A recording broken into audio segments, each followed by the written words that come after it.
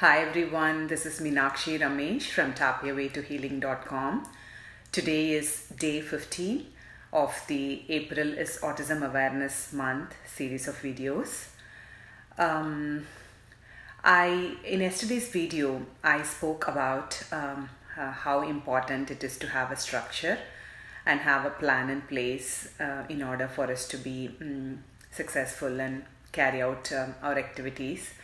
I didn't say successful, but I understand what I shared was I understand the importance of having a structure and a plan in place.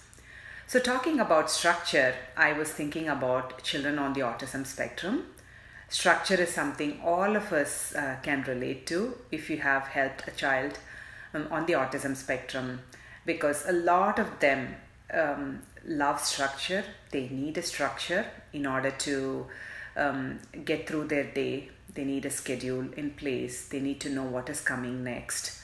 And if you're helping someone who really is, who gives a lot of importance for structure, and if he or she has a meltdown, if there is a change in schedule or a change in routine, that is a tappable issue. So as I shared in my previous videos, tap on your emotions, clear your emotions first, and tap surrogately or tap with them for their issues and meltdown, because everything is a tappable issue. But this is something that came to my mind when I thought about structure, because I have seen and worked with children who can really get thrown off if there is a change in routine, and they get very anxious and upset. So that's a tappable target for you and your child. The other thing I wanted to share was crossing midline. A lot of children on the spectrum have challenges if in terms of crossing midline activities, right? Anything that crosses our midline, it is very difficult for them. And I'm a big proponent of activities that involve interhemispheric integration, because I feel it's helpful for all of us. Any activity that we can do to cross our midline and integrate the right and left hemispheres of our brain is really good, especially as we get older. But with children on the spectrum, we got to go slow and easy, because it's really difficult for them. It's very confusing, and sometimes they're very resistant to doing these activities crossing midline.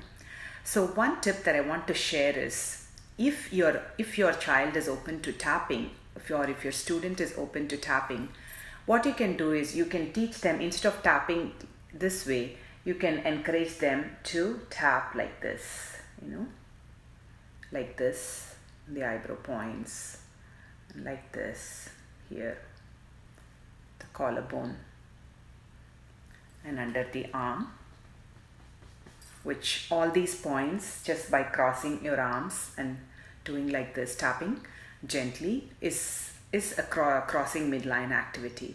So try it on yourself first and see if it was helpful, and then you can teach it to your child. So if you have been watching my videos and just watching and not tapping, I really encourage you to try tapping, because knowing something and having the knowledge is totally different from actually doing it. So with tapping, only when you actually do the tapping, you will get to experience the benefits of tapping. So if you have not started tapping, I really encourage you to start tapping on yourself and teach it to your child also. I have been receiving feedback from parents and caregivers that they are using tapping. Some of them have been tapping along with my videos, and some of them have been using the statements and tapping using the statements that I shared on Facebook. And I also heard from another parent that she surrogately tapped for her child when her child was having a meltdown. And she said that in the past, the